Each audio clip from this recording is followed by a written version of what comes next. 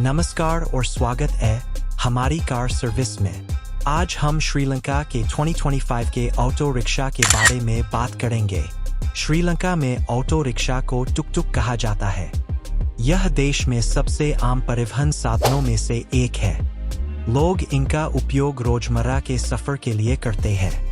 लेकिन 2025 में इन रिक्शों में बड़ा बदलाव हो रहा है। श्रीलंका सरकार ने फैसला किया है कि पेट्रोल से चलने वाले ऑटो रिक्शा को इलेक्ट्रिक में बदला जाएगा। सरकार की योजना है कि अगले 5 साल में 5 लाख टुक-टुक को इलेक्ट्रिक में बदला जाए। सरकार यह बदलाव 3 चरणों में करेगी। पहले चरण में परीक्षण किया जाएगा, जिसमें देखा जाएगा कि पेट्रोल रिक्शा को इलेक्ट्रिक में बदलने की प्रक्रिया कितनी सफल होती है। इसमें कुछ रिक्शों को बदला जाएगा और उन पर निगरानी रखी जाएगी। दूसरे चरण में सरकार ज्यादा रिक्शों को इलेक्ट्रिक में बदलेगी। ड्राइवरों को इसके लिए सहायता भी दी जाएगी ताकि वे बिना किसी आर्थिक परेशानी के इस बदलाव को अपना सके। तीसरे और आखिरी चरण में सरकार इस योजना को पूरे देश में लागू करेगी। इस चरण में ज्यादा से ज्यादा ऑटो रिक्शा को इलेक्ट्रिक में बदला जाएगा और सरकार इसे बढ़ावा देने के लिए आवश्यक सुविधाएं भी उपलब्ध कराएगी। सरकार इस बदलाव को इसलिए कर रही है क्योंकि श्रीलंका में पेट्रोल की कीमतें बहुत ज्यादा बढ़ गई है। ईंधन संकट के कारण लोगों को दिक्कतें हो रही है। अगर सभी रिक्शे इलेक्ट्रिक हो जाएंगे तो पेट्रोल की खपत कम होगी और इससे देश को आर्थिक रूप से फायदा मिलेगा। इसके अलावा इलेक्ट्रिक वाहनों से प्रदूषण भी कम होगा। पेट्रोल और डीजल से चलने वाले वाहनों से बहुत ज्यादा धुआं निकलता है, जिससे वायु प्रदूषण बढ़ता है। अगर सभी ऑटो रिक्शा इलेक्ट्रिक हो जाएंगे तो पर्यावरण को फायदा होगा और लोगों को स्वच्छ हवा मिलेगी।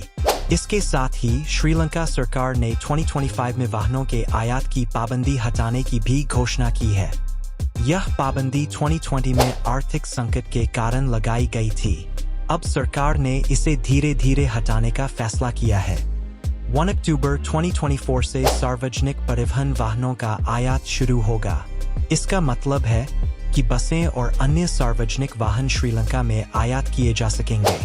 1 दिसंबर 2024 से व्यावसायिक वाहनों को आयात करने की अनुमति दी जाएगी। इसका मतलब है कि ट्रक और अन्य व्यापारिक वाहन श्रीलंका में लाए जा सकेंगे। 1 फरवरी 2025 से निजी कारों का आयात शुरू हो जाएगा। अब लोग नए वाहन खरीद सकेंगे और गाड़ियों की उपलब्धता बढ़ जाएगी। लेकिन सरकार ने कुछ नियम भी बनाए हैं। केवल वे वाहन आयात किए जा सकेंगे जो 3 साल से पुराने नहीं हैं। इससे यह सुनिश्चित होगा कि केवल नए और अच्छे वाहन ही देश में आएं। इसके अलावा सरकार ने 2025 में नए वाहन कर भी लागू कर दिए हैं।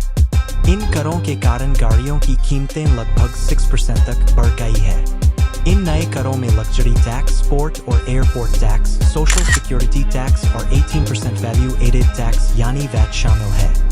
इसके अलावा श्रीलंका में डॉलर की कीमत भी बढ़ गई है, जिससे गाड़ियों के दाम और ज्यादा हो गए हैं। इसका मतलब है कि 2025 में लोग नए वाहन खरीद तो सकेंगे, लेकिन उन्हें ज्यादा पैसे देने पड़ेंगे। अगर हम ऑटो रिक्शा की बात करें तो इलेक्ट्रिक रिक्शा की योजना से देश में ईंधन की खपत कम होगी और पर्यावरण को फायदा होगा। वहीं वाहन आयात पर लगी रोक हटने से लोग नए वाहन खरीद सकेंगे, लेकिन बढ़े हुए टैक्स के कारण कीमतें ज्यादा होंगी। तो कुल मिलाकर 2025 में